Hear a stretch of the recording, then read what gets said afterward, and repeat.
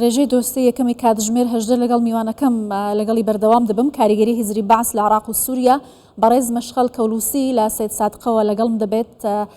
چاودەری سیاسی بەڕێز مەشخەل سپاس کە لەگەڵ کوردستان 24 ئەبینین ئەو فکرە شۆڤینیە عەرەبەی کە لەژێر ناوی حزبی سۆسیالیستی بەعس لە عێراق و سووریا دامەزرا ئێستا کۆتایی پێهاتووە پێتان وایە کاریگەری پاشماوەکانی ئایدۆلۆژی بەعس هێشتا لە عێراق ماوە ئایا سووریا هاوشێوەی عێراق دەبێت؟ بەڵێ زۆر سپاس بۆ ئەم دەرفەتە لە ڕاستیە ئەکرێ پرسیارەکە پێچەوانە بکەینەوە بەوەی کە بەعس و کەلتوری بەعس و هەموو ئەو زەبر و زەنگەی کە لە ناوچەکەدا هەیە بەڕاستی سەرخانی فکری کۆمەڵایەتیە نەک ئێمە پێمان وابێ ئەمە بەعس خۆی بۆ خۆی دیاردەیەکی جیاوازە یان فۆکەس بخەینە سەر بەعس و سەر چکا ئیسا گەربێ سیرکەی هەموو ئەو حیزب و گروپ و دەستە و تاقم و ڕەوتانەی کە لە ناوچەکەی ئێمە دروسە بن بەداخەوە لە بەتایبەتی لە ڕۆژهەڵاتی ناوەڕاست یعنی هەموویان بارگاوین بە فکری تند و تیژیەکی زۆر قوڵ و خوێناوی بێپێشینە ئەنێ توانین بڵین ئەمانە داهێنان لە وێرانکاری لە خوێن ڕشتن لە دڕندەیی ئەکەن بەڕاستی بە زۆرێک لە جۆرەکان تەفەنونی تیاکەن کە ڕەنگە لە مێژواشتی ئاوەها بە خۆیان نەبینرابێت دوێنێ ئێمە لە شەقامەکانی دیمەشق بینیمان کە چیان کرد ئیستەیش چی ئەکەن و دەستیان بردووە بۆ پیرۆستترین چین و توێژەکانی کۆمەڵگەکە بریتیە لە زانایانی شارەزای بوارە زانستیەکانی بە تایبەتی کیمیا و فیزیا و بواری وزەی ئەتۆم بەداخەوە کە ئیستا تاکو ئیستا لە ماوەی 48 کاتژمێری ڕابردوو تاکو ئیستا 90 زانای ئەتۆمی کوژراون.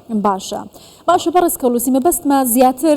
باس لە ئایدۆلۆژی حزبی بەعس بکەین. برێمەر کاتی خۆی لە کتێبی ساڵێکم لە عێراق باس لەوە دەکات کە ئێمە ویستمان حزبی بەعس ڕیشەکێش بکەین بەڵام ئەو یاسایانەی کە داماننا وەکو پێویست نەبوو ئێستاشە بینین کە کاریگەریەکانی و ئایدۆلۆژیە لە هەندێک ناوچە لە عێراق دەرەکەون. مەبەستمە بەراوردێک بکەین لە دوای بەعس لە عێراق و دوای بەعس لە سووریا چی ڕوو دەدات؟ هێشتا زۆر بۆ ئەوەی بزانین دوای بەعس لە سووریا بەڵام لە ڕاستیە ئەم تند و تیژیە هەڵقوڵاوی بارودۆخە کۆمەڵایەتیەکەیە هەڵقوڵاوی ئایدۆلۆژیای کۆمەڵایەتی و عەقڵی جەماعیە پەیوەندی نییە بەوەی کە حیزبێک لە چرکەساتێک لە ماوەیەکی زەمەنی لە قۆناتێکدا دێتە سەر حکوم لە عێراق حیزبی بەعس هاتۆتە سەر حکوم ڕاستە نمایندەی ئەو فکرە تند و تیژیە بۆ کە لە عێراقا هەیە بەڵام گەلی عێراق خۆی پێکاتەی عەقڵی کۆمەڵایەتی لە عێراق و ئەو باگراوندەی کە هەیەتی ئەمە خۆراکەدا بە حیزبەکان ئەمە خۆراکەدا بە ڕەوتەکان کە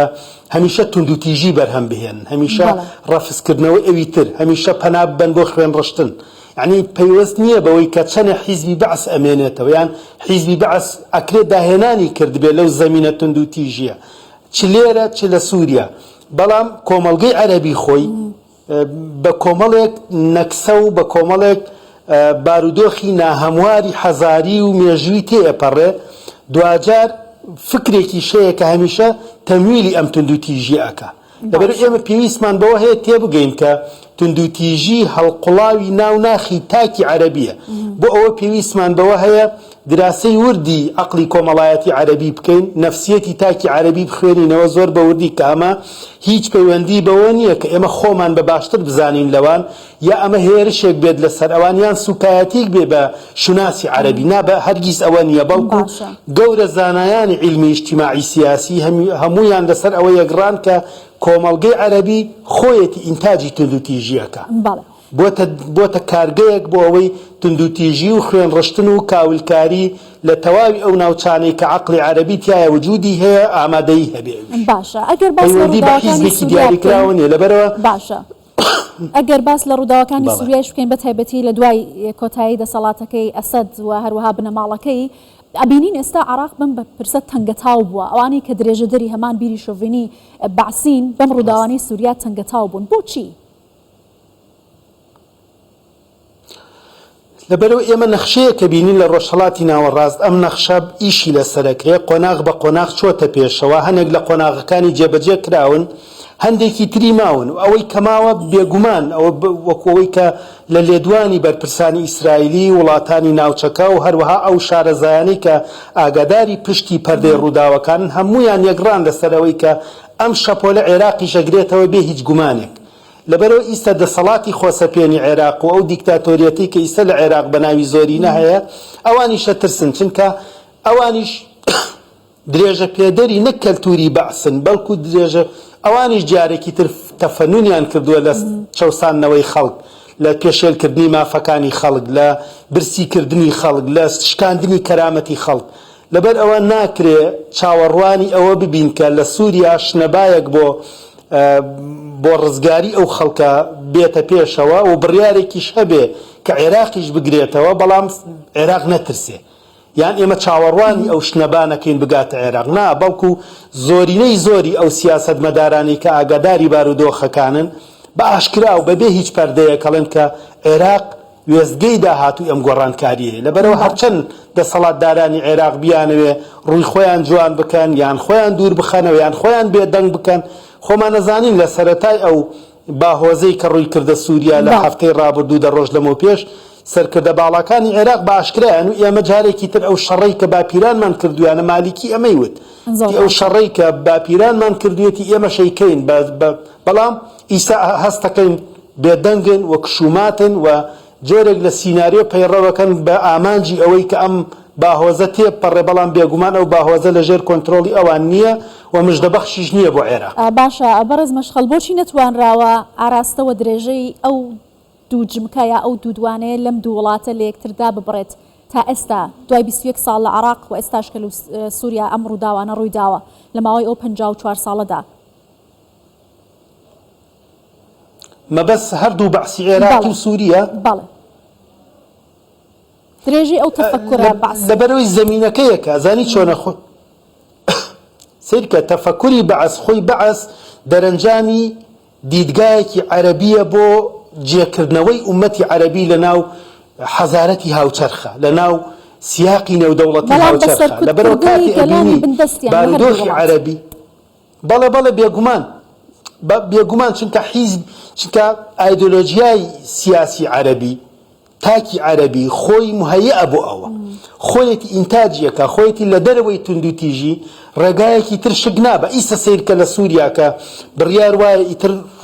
ڕۆژگاری ئازادی بێ یان لە عێراق کە لە دوای 2003 ئەو شەلالی خوێنەی ئەو ڕووباری خوێنەی کە لە عێراق و ئیسەش لە سووریا دەستی پێکردووە ئەمە ئیستا ناتوانین بڵێن ئەمە بەعس ئینتاجیەکە نە ئەمە بەعس ڕاستە هۆکارە بەڵام کۆمەڵگەی عەرەبی خۆی لە ئەساسا ئامادەیە بۆ ئەمە تۆ چی ئەەکەی لە مجتەمەعێک کە لە دەرەوەی توندوتیژی ڕێگەیەکی تر نابینێ ئێمە چی بکەین لەوەی کە نەتەوەیەک لە تێکشکانێکی حەزاری زۆر گەورەدایە لە دوای ئەوەی کە تەواوی شوناس و سەروەری لە نەتەوەی عەرەبە سەنرێتەوە لە ناو نەخشەی سیاسی ناوچەکە ئەو ئەوێ لە ڕێگەی توندوتیژی و خوێنڕشتن و کاولکاری بێتەوە ناو نەخشەی سیاسی بێتەوە ناو نەخشەی استراتیجی کێ ئەمەیەوێ بەعس نمایندەی ئەم فکرەیە زۆر باشە لەبەرەوە هەمیشە لە هەر شوێنێکە هاوڵاتیەکی عەرەبی هەبێ ئەگەر لە ئەوروپایش ڕەوەند بن سیرەکەی لە ئەوروپا تەمسیلی توندوتیژیەکە زۆر باشە لە هەموو شوێنێک تاکی عەرەبی لەم لەحظاوایەدا لە جەنابەت بپرسم بۆ چوونی ئێوە بزانم ئەو ئیتر دەسەڵاتەکەی ئێستا لەوێ کۆتایی پێات بەڵام ئەوەی کە دوهاتووی سووریا چاوەڕوان دەکرێت ئەڵتەرناتیڤەکان بۆ جێگرەوەی حکوومەتی ئەسەد چین لەوێ بە تایبەتی سناریۆکان چۆن دەبینی ئەو هەموو هێزە ئەو هەموو فکرە جیاوازە ئێستا لە سووریا بەشدارن و داوا دەکەن کە ئەوان دەسەڵاتی داهاتوو بگرنە دەست پێتان وایە چۆن دادەڕێژرێتەوە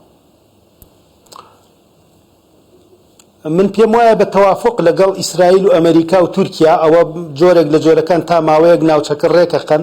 بەڵام ئەوەی کە تایبەتە بە کورد و بە پشکی کورد لە ئاڵوگۆڕانە من زۆر گەشببین نیم ئەگەر زەختی ئەمریکا نەبێت تا ڕادەیەک و ئەگەر کوردانی ڕۆژئاوا ئاڵوگۆڕی فەوری لە فۆرم و لە سیاسات و لە خیتاب و لە ئایدۆلۆژیای خۆیان نەکەن من پێم وانیە جێگەی کوردی تیا بێتەوە چونکە خیتابی ئۆپۆزیسیۆنی سووری لە ئیستا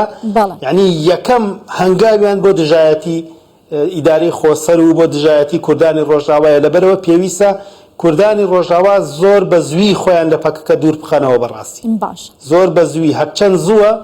لە گوتارە لە هەڵسوکەوتە و لە سیاسەتە و لە ئیعلامە و لە حتا هەڵواسینی وێنەکانی بەڕێزۆ جالان و هەموو ئەوانە بەڕاستی ببێتە ڕابردوو خۆیان دوور خەنەوە لەو سیاسەتە بۆ ئەوەی جۆرێک لە مەقبولیەتیان هەبێ زۆر ئەگەر باشە. فەوری نەکەن بڕوان ناکەم جێگەیان هەبێت لە ئایندەی سووریا. بەڵێ بەڕێز مەشغەل کەولوسی چاودێری سیاسی لە سێت سادقەوە لەگەڵ کوردستان 24 زۆر سپاس.